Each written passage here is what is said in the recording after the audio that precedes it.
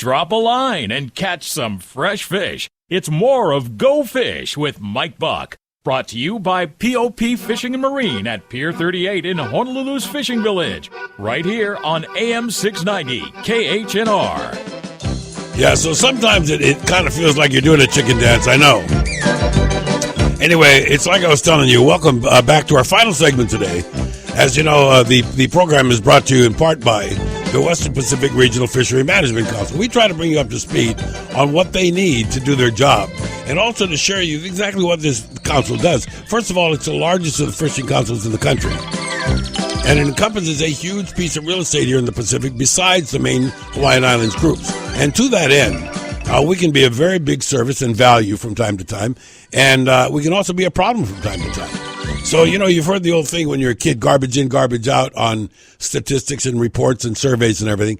We're going to talk about that a little bit today with the social scientist of the Western Pacific Regional Fishery Management Council. He's been with us before. We welcome Chris Hawkins back. Hi, Chris. Hey, Mike. Good to be with you again. You know, we have stressed for a long time the importance of fessing up on stuff. And, you know, when it comes time to catch limits, if fishermen don't tell the powers that be how much they're catching, they're likely to get disappointed, and they're going to be told that their quota is far beneath what, you know, they're usually catching. Let's talk a little bit. When you talk about being the social scientist, we live in a kind of a controversial world, and I do know that a lot of what you do is sensitive stuff. I think what I'm trying to get at is we've been able to explain in the last several months here on the program that the council is a bottoms-up organization. In other words, the information that you need is the core of what you guys do at the other end. So let's talk about how refined and what sort of stuff you need and what this whole talking about is with learning about surveying who we are and where we are and what we're catching, what we're doing. Yeah. So, you know, for a long time, the law has required that the councils and that the fishery service include the perspectives of the folks who rely on the resource, on the fishery resource, and include the extent to which they rely on it economically, socially, culturally, traditionally, and obviously a lot of those things are interconnected. So there's a big ball of wax there.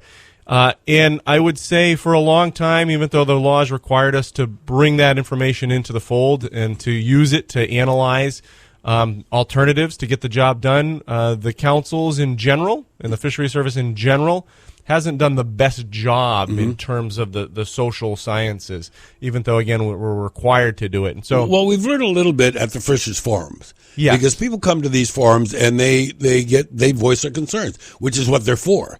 And I think that when I first started getting involved in them a couple of years back, they were nowhere near as give and take as they are now. It seems to me like people are starting to get it. Hey, these guys aren't out to get us; they're out to help us. Maybe. Yeah, and you know, the Fishers Forums and some of the other venues, the scoping meetings and things, even the council meetings themselves, are good opportunities for the public to provide that input and their perspectives and some of their passion for this. But a lot of what we talk about when we talk about social science is a more systematic, structured, even random, representative approach to getting that input, so that we aren't relying on just a few folks and their perspectives and bringing that into the decision making. We're relying on more than that, and so that's where the science really does come in, and the surveying that we do. That's what we want to do to help maybe enhance the ability to get the information that you require, because I'm guessing that really anecdotal or factual information from the fishery is more important than a scientist's opinion, because your opinion is based on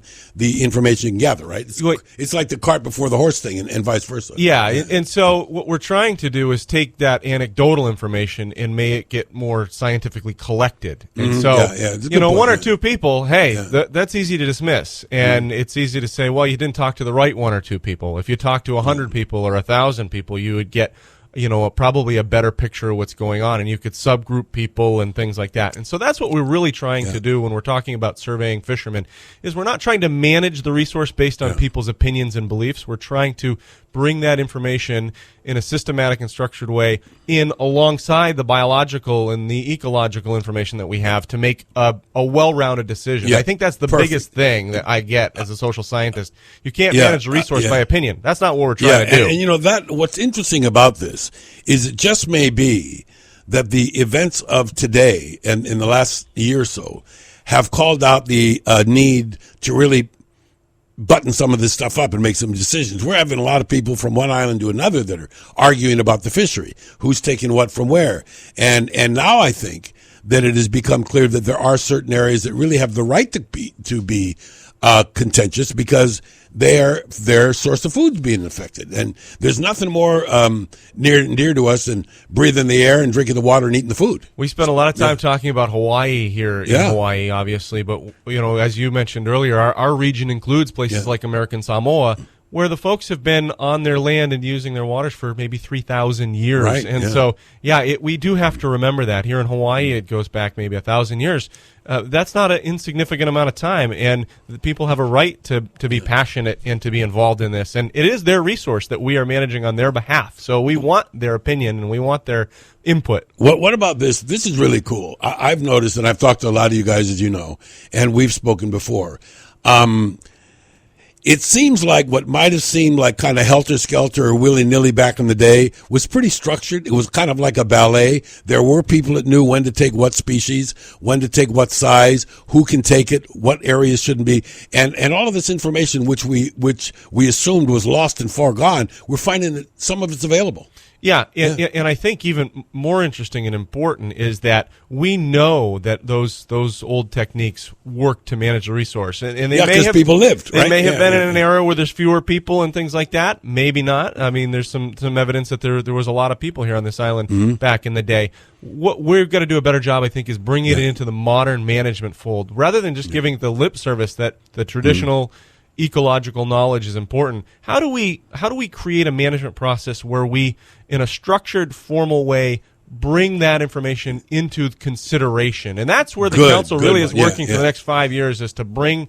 It's a process thing. It's a process thing. You know what I'm interested in? I can remember at a couple of fishers forums ago, maybe a couple of years back, and I remember when I was fishing part-time commercially, that we had these catch reports we had to fill out every month, and it was this big old book.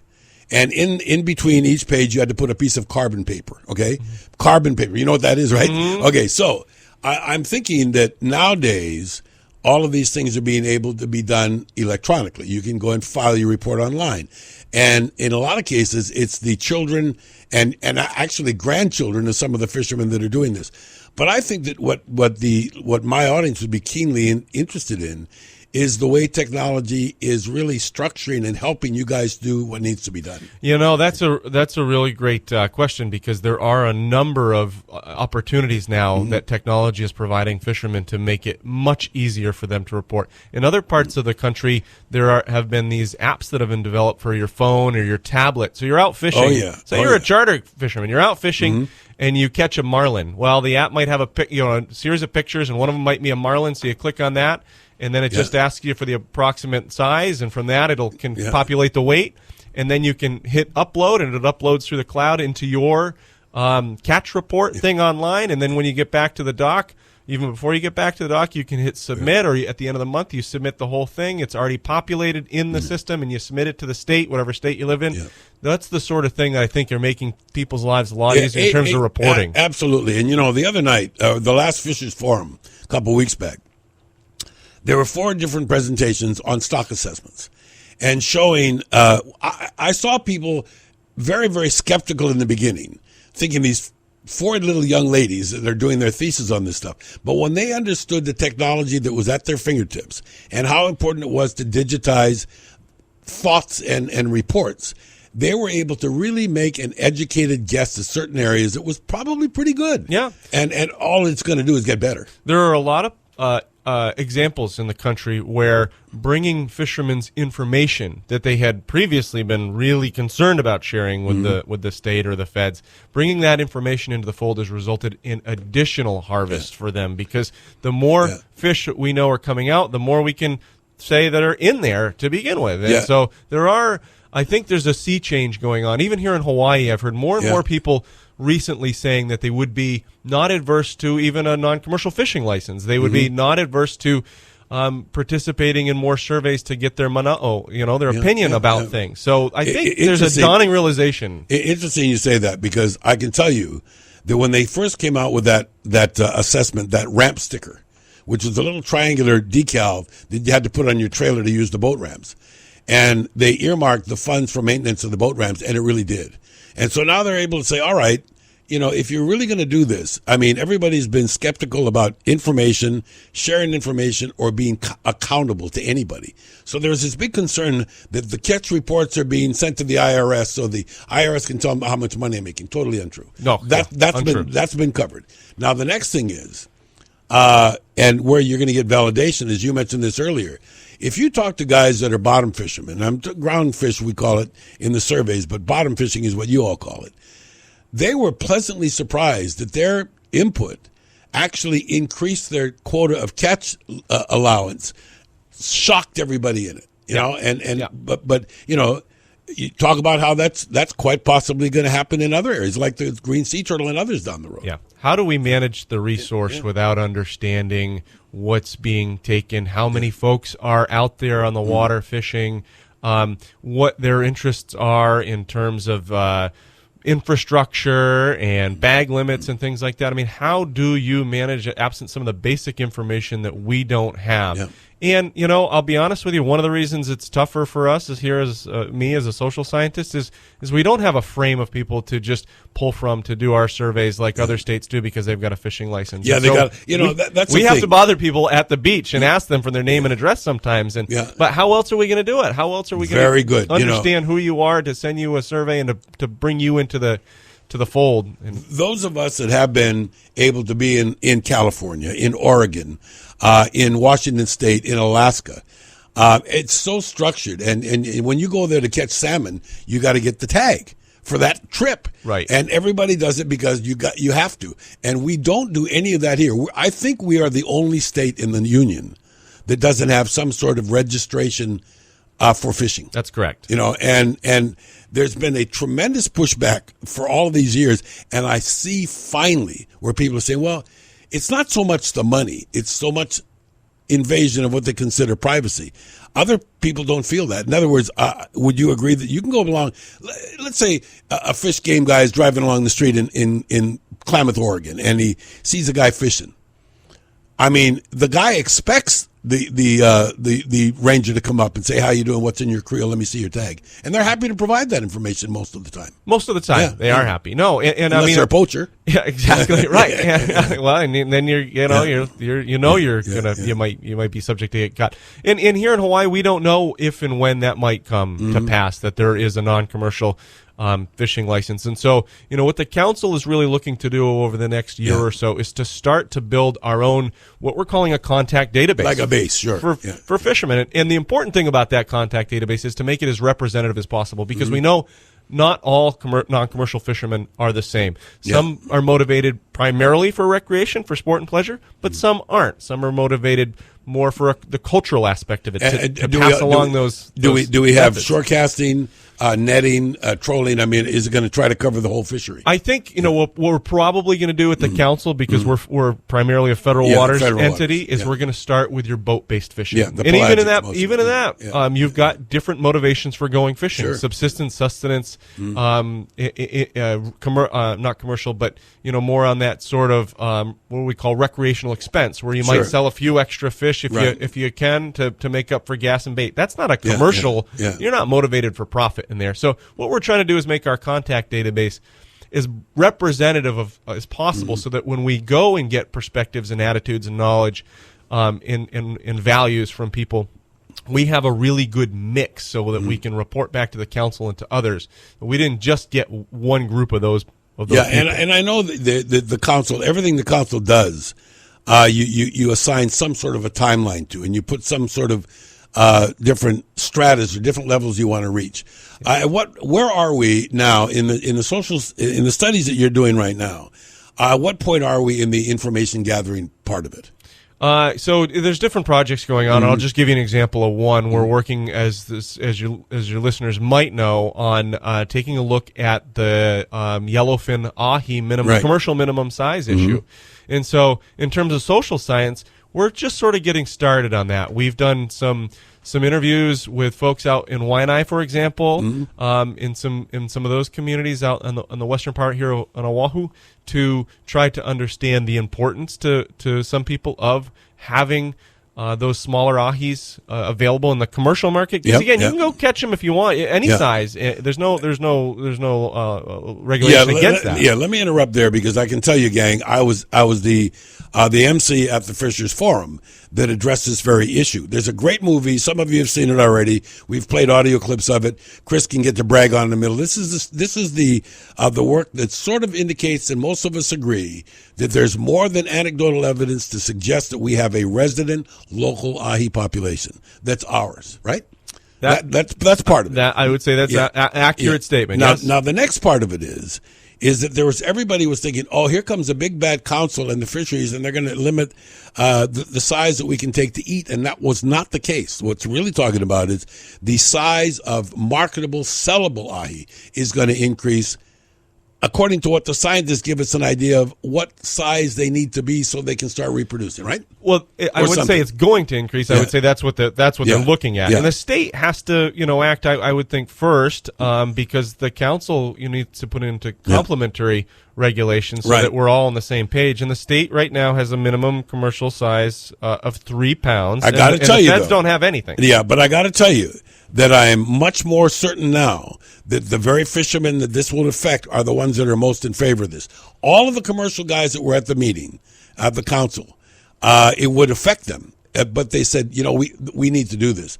And the guy that wants to put one in the frying pan is not affected. And that's the point that they made. And that's once we get that level of trust and bond between a fisherman and the council, we've achieved the goal. We're still figuring some of that out. We got a petition. The state got a petition from almost 350 people demanding that the state does not do anything with the current commercial size. So there are people that really do feel that their lives are going to be impacted by a decision to raise the limit. They're willing to entertain a bit of a raise, but at some point maybe going from 3 to 10 in one bite, something like that. At some point you get out of the size that's very versatile and desirable for them, and then you're going to have pushback. I wouldn't say it's a lot of people in terms of the state, but the people that it does potentially affect are important for us to consider. Well, let me ask you this, because as a scientist and everything, y'all have to know about emotions. I do know, for the amount of political shows I do and other parts of my career, that the only people that complain to a legislator, councilman, or mayor or whatever are those that are opposed to something, most of the time, and vehemently opposed to any kind of change. And so they'll go out and gather signatures and everything else. That may not be reflective of the population as a whole, and this is where others have got to come in. I'm so glad you said that, because that's exactly why I feel I have a job, is that these scoping meetings that we hold, as important as they are and as legally required as they are, and these other community meetings that we hold, they do bring out folks who tend to be on polar opposites, one or the other, and we don't have that great middle. And the way you get the great middle, and you understand the great middle, is you employ social scientific approaches and survey approaches, and you go out and you purposely seek those folks out, and you get their attitudes and perspectives on these things. Public scoping meetings and other public meetings are a terrible way to understand the representative opinion of the populace and the constituents on an issue. Really, they're just not great. They're a good way to get information out. They're a good way to get some kernels back. But I would never put any stock in I wouldn't say that I understand the issue in a representative way from a public meeting. Yeah, and gang, what you got to do is, if you want a corroboration on this, go to your next neighborhood board meeting, because what you see is you'll see people organized with T-shirts on, with petitions, and they're banging the gong for this, and then and it looks to the representative group like, gee, everybody is here against this thing. And I think that what I've learned so far in those meetings and sort of in some of this fact finding, that even those that are really sometimes opposed to something are not really sure why they're opposed. And when they're shown the reality or science, they start to figure, well, maybe I ought to soften my position a little bit. Yeah.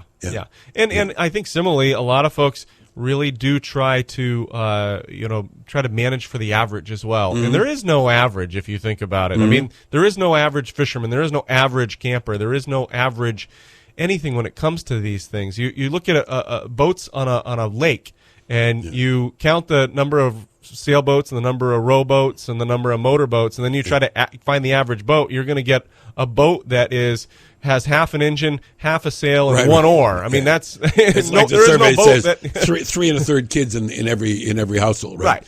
However, that being said, because we've been so independent and so secretive with some of the things, it makes the scientific task even more difficult. So that's why I'm saying timeline and why it's like, for instance, since you mentioned the ahi, the yellowfin tuna, let's talk about that for a minute, because I felt that there was enough of a time window being extended that every stakeholder is going to be able to somehow vocalize what they think, and it'll have to be considered. If they want to. I mean, that's the thing. You can lead a horse to water. Right. Our job largely is to make sure that everybody understands and knows that the issue is on the table. And then to the extent that I can be unleashed to go do, that science and bring it in, great. But people do have to be proactive, I think, in the management of their own resources, and they do have to come and share their. And there's plenty of ways now to do it. We're on Twitter and Facebook, and we've got emails, and we've got phones, and we've got 3 council meetings a year. We've got a lot of ways for people to participate. I do know that it's hard for some to let go of something or to embrace something, and I know that the amount of work that's done in educating young people with regards to things like recycling and don't smoke anymore and all of this stuff has been terrific. But now you get into a pretty personal part of a family when you start telling me that I can only use a net that's this big and I can only take 8 of these things. And I'm wondering if Oahu is even a harder place to deal with because we have so many newcomers and so many people that, gee, they're in Hawaii, let's go fishing. They don't understand that there's got to be some rules. Yeah, I think that's true, and I think from the data collection side that kind of holds as well. You have to trust the person who's asking you to share some information with you, and from my work around the country, I found that a lot of people do not trust the federal government, and so to the extent that the council is sort of conflated with the federal government, that has, I think, hurt us in trying to get people to trust us and to share their data and their information with us. But if we go backwards and say that, like we said in the very beginning of the meeting today, Chris, and if you're wondering what we're doing, Chris Hawkins is a social scientist with the Western Pacific Regional Fishery Management Council. And we're talking about a couple of things this and next week. Where his area of concern can really help, can really use the help that you can provide with transparency and with some of the other things.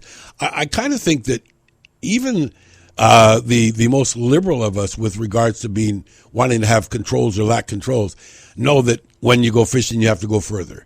Or, when you go diving, the big ones aren't there anymore. It's the stock assessments and some of the other things that the council is providing is invaluable as I don't want to say a lever, but certainly as information. Once again, going to good stuff in, good stuff out. Yeah. And I've been talking mostly about social science, but it's very true of biological science. Garbage in, garbage out. And a lot of these things cost a lot of money, so sometimes there are shortcuts that need to be taken, or the scientists have to do it less than ideal in the way that they would want to do it to get the best information possible. But no, it is. If you have a poorly designed study for a stock assessment, or you have a poorly designed study for a social survey, you've got to take the results with a grain of salt. Yeah, and that being said, whenever you have the opportunity, whether it's and I think what you really ought to do, maybe you're sitting on the fence on all this stuff. You don't want to part with the pearls of wisdom or information that I'm asking you to give to people like Chris.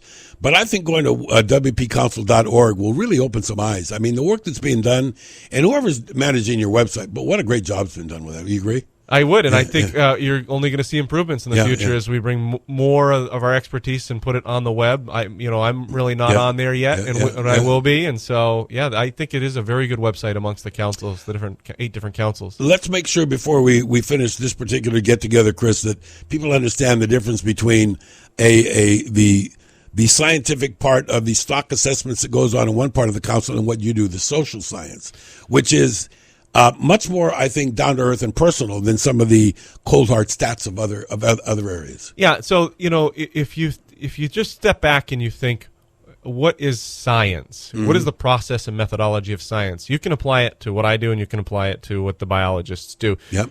I'm the kind of scientist, the social scientist, that's really interested in understanding a representative opinion on an issue, just like the biologist. I'm understanding how generalizable that opinion is to the wider population that I'm trying to understand, just like the biological scientist. I'm really want to use a sort of hypothesis to try to confirm or disconfirm what we think about fishermen and what they're doing, just like the biophysical scientists. And so, and I want to collect data that's reliable. And what that simply means is I do the survey this year, and I do it the same way next year, and I get basically the same results. In That's other reliable words, data. So that what somebody is doing in a stock assessment is a hard count of how many yellowfin did we see in that spot that day. What you're doing is taking a snapshot of how many people did we see socially that are in this place that need this attention today. Or what is their attitude towards issue X? If I ask it of the same sort of the same way next year, am I going to get wildly different results? Well, then that's a problem. And the same thing with the biological, the stock assessment. If they do a stock assessment this year and then they get wildly different results next year, was that an issue with their methods? Are the fish changing?